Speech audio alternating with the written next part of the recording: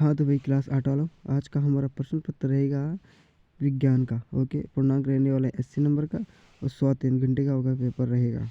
Okay, और 2.5 घंटे का रह सकता है, इसमें कोई बात नहीं है। तो ओके, तो शुरू करते हैं हमारा प्रश्न पत्र। ओके, तो हमारा देखो पहला प्रश्न है भैया, फसल के दोनों भूसे को अलग करना क्या कहलाता है। जो फसल होता है उसके जो दाने होते हैं, उसके भूसा होता है, उसको अलग करने को क्या कहते हैं। तो उसको किसके द्वारा अलग किया जाता है, जो उसको अलग किया जाता है सिंचाई के द्वारा। सॉरी सॉरी सॉरी सॉरी, सिंचाई के द्वारा नहीं, थ्रेसिंग के द्वारा। किसके द्वारा, थ्रेसिंग के द्वारा अलग किया जाता है।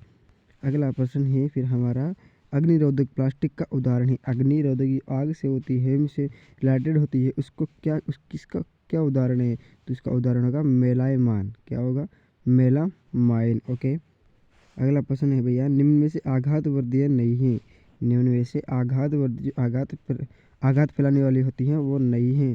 तो इसका उत्तर होगा पेंसिल लैंड। क्या होगी, पेंसिल लैंड। ओके, अगला प्रश्न है भैया चौथवा, एक मिनट। ओके, चौथवा प्रश्न है, चौथवा नहीं चौथवा। देखो, नेप्थिल की गोलियां बनाई जा सकती हैं। नेप्थिल की गोलियां किससे बनाई जा सकती है। तो इसका उत्तर होगा भाई कोलतार से। किससे, कोलतार से। कोलतार इसमें उत्तर आ जाएगा। और पांचवा देखो,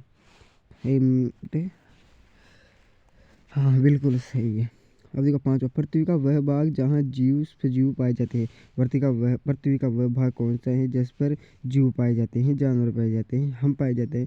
इसका उत्तर होगा भाई जीवमंडल का, जीवमंडल। एक मिनट, इसका उत्तर होगा जीवमंडल। ओके, ये भी गलत होगा, सही है बिल्कुल, जीवमंडल में हमारा सजीव पाए जाते हैं। ओके, अगला प्रश्न, स्नेहक द्वारा घर्षण का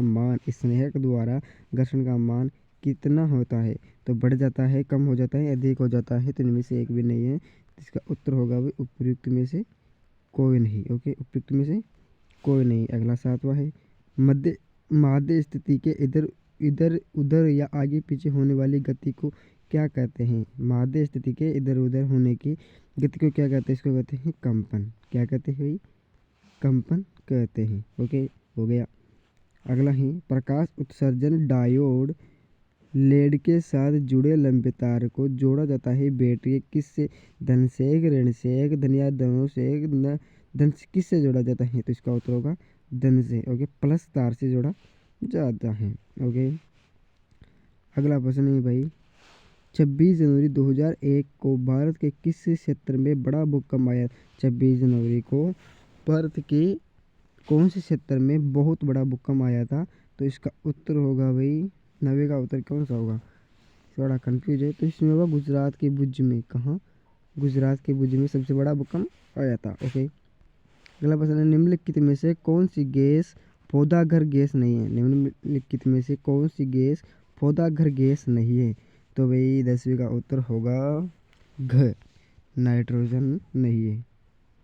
ओके, नाइट्रोजन इसका उत्तर हो जाएगा। ओके, अगला प्रश्न है, रिक्त स्थान की पूर्ति कीजिए। ओके, तो देखो पहला देखते हैं, मिट्टी को उलटने पुलटने एवं पोला करने की प्रक्रिया को क्या कहते हैं। सभी जानते हो, जुताई कहते हैं। क्या कहते हैं, जुताई। ओके, तो इसमें जुताया जाएगा। दूसरा है भाई, धातु नरम होते हैं, उन्हें चाकू से काटा जा सकता है। कौन सी ऐसी धातु है जिसको चाकू से काटा जा सकता है, बहुत नरम होती है। तो इसका उत्तर होगा सोडियम और पोटेशियम। क्या होगा, सोडियम और पोटेशियम आएगा दूसरे में। तीसरा है, एक अप्रिय गंध वाला काला गाढ़ा द्रव होता है। एक अप्रिय गंध वाला काढ़ा द्रव होता है। तीसरे में उत्तर होगा कोलतार। तीसरे में कोलतार एक गंध वाला काला गाढ़ा द्रव होता है। ओके, चौथा है, किसी क्षेत्र विशेष में पाए जाने वाली स्पीज क्या कहलाती है। क्या कहलाती है भाई, वो कहलाती है स्थानिक प्रजाति। किसी क्षेत्र विशेष में पाए जाने वाली स्पीजीज स्थानिक प्रजाति कहलाती है। ओके, पांचवा है, नर युग्मक एवं मादा युग्मक के द्वारा जनन को लैंगिंग कहते हैं। तो इसे कहते हैं जनन लैंगिंग। नर एवं मादा युग्मक के जनन द्वारा जनन को सॉरी सॉरी सॉरी इसको संयुग्मक कहते हैं। संयुग्मक द्वारा जनन को लैंगिक युग्मक कहते हैं। ओके, समझ में आ रहा है ना। ओ भाई गॉड, ये क्या हो गया, अरे बैग चला गया था, इसीलिए कोई बात नहीं है। देखो हमारा पहला है भैया, तीसरे का अति लघुरात्मक का फलीदार पौधों की जड़ों की ग्रंथियों में पाए जाने वाला बैक्टीरिया का नाम। फलीदार पौधों की जड़ों में कौन सा बैक्टीरिया पाया जाता है? तो भाई इसका उत्तर होगा, इसका उत्तर राइजोबियम। कौन सा? राइजोबियम बैक्टीरिया पाया जाता है। ओके, दूसरा है उस धातु का नाम लिखिए जिसका उपयोग उर्वरकों में पौधों की वृद्धि हेतु किया जाता है। तो उसका उत्तर होगा, एक बार दोबारा सुनो, उस धातु का नाम लिखिए जिसका उपयोग उर्वरकों में पौधों की वृद्धि के लिए किया जाता है। तो इसका उत्तर होगा नाइट्रोजन अमोनिया। क्या होगा? नाइट्रोजन एवं अमोनिया। ओके, तीसरा है अत्यधिक व्यावसायिक महत्व के कारण पेट्रोलियम किस नाम से जाना जाता है? तो इसका उत्तर होगा काला सोना। किसके नाम से जाना जाता है? काला सोना के नाम से जाना जाता है।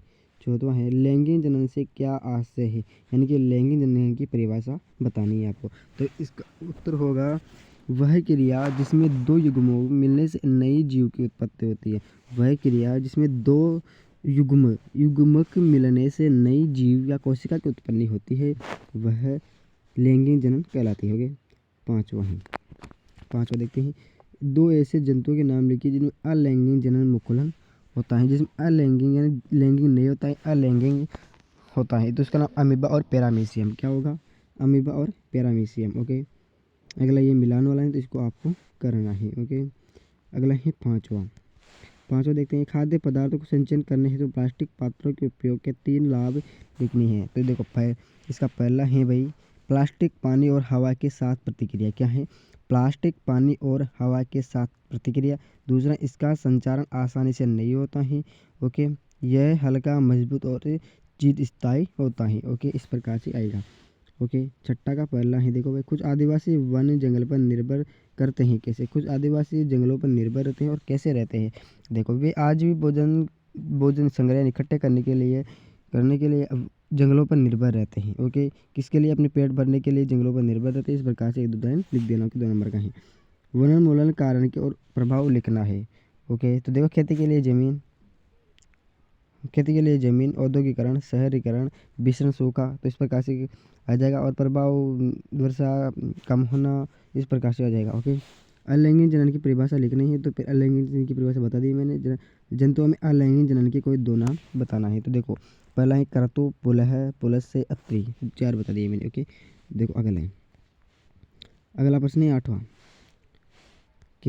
व्याख्या कीजिए स्पर्शी घर्षण। देखो सर्पी घर्षण स्थिति घर्षण से कम क्यों होता है? तो इसकी व्याख्या करनी है आपको। तो आपको करना है, निम्न वाद्य यंत्रों में उस भाग को पहचानिए जो ध्वनि उत्पन्न के लिए कंपित होती है। निम्न वाद्य यंत्र में उस भाग को पहचाने जो ध्वनि उत्पन्न करने के लिए कंपित होते हैं। इनमें से आपको पहचानना है। ओके, 10वां है आग। एक मिनट देखो आग लगने के समय ये फायर एंड पानी का होज यानी पाइपों का उपयोग करने से पहले उस क्षेत्र की मुख्य विद्युत आपूर्ति को बंद कर देते हैं। व्याख्या कीजिए कि वैसा क्यों करते हैं। बहुत इंपॉर्टेंट क्वेश्चन है भैया के। 11वां है जब हम किसी अवशेषित वस्तु को हाथ से छूते हैं तो अपना आवेश खो देती है। व्याख्या कीजिए। ओके, अब देखो भाई तारामंडल क्या होता है? किन्हीं 2 तारामंडलों के आपको नाम लिखना है। ओके, 13वां है CFC का पूरा नाम लिखो। मैंने पहले बताया था इसका नाम, तो शायद सर तो याद नहीं बताया था मैंने, तो वो जीके वाले क्वेश्चन में बताया था कि इसका पूरा उपयोग कहाँ किया जाता है। इसमें होने वाले एक हानि का उल्लेख करना है। ओके, अब देखो दीर्घात्मक प्रश्न आ गए, 100 शब्द में इसका लिखना है।